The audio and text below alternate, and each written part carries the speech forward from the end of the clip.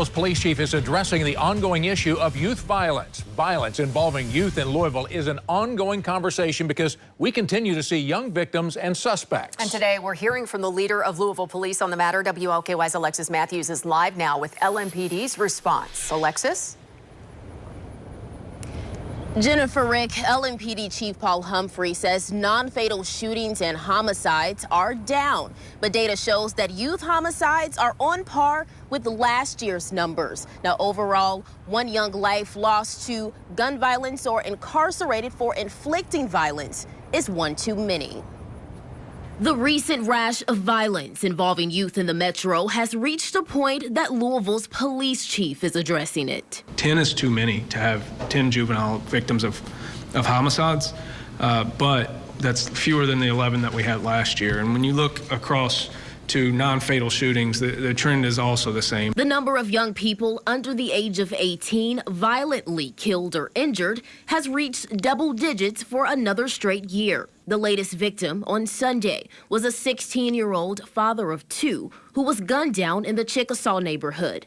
And this map shows where a handful of other youth, one as young as 8 years old, have been shot in separate incidents within the past 10 days. This isn't just a situation where we're talking about juvenile victims. These are also juvenile suspects, and that's just as harmful to the community and to these individual kids who are losing their futures over this type of stuff. LMPD data also shows the number of young people arrested for murder. In 2023, it was 4. In 2024, 7. And the current number of juvenile offenders charged stands at 2. When it comes to this crisis, we ask the same questions. Who is to blame? Is it parents, the kids, or failed systems?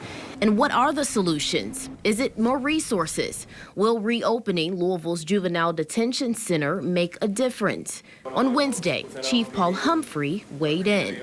But it's clear the answer for resolve is multifaceted. Unfortunately, we do have a situation where the only time a kid is going to get structure, is going to get feedback that is productive for them, is going to get the support that they need to get out of that life to be saved, is within the criminal justice system. And that's a sad state of affairs when we're saying that. But that is the facts that we're dealing with.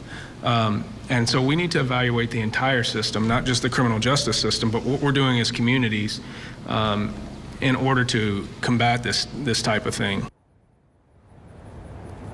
Now, at one point during the press conference, the chief said that he's sure that we'll continue to have these conversations about juvenile crime, but it's important to commend the anti-violence advocates, many of them grassroots organizations here in Louisville, who work tirelessly every day to steer kids in the right direction. This is not a problem in our city that will be fixed overnight.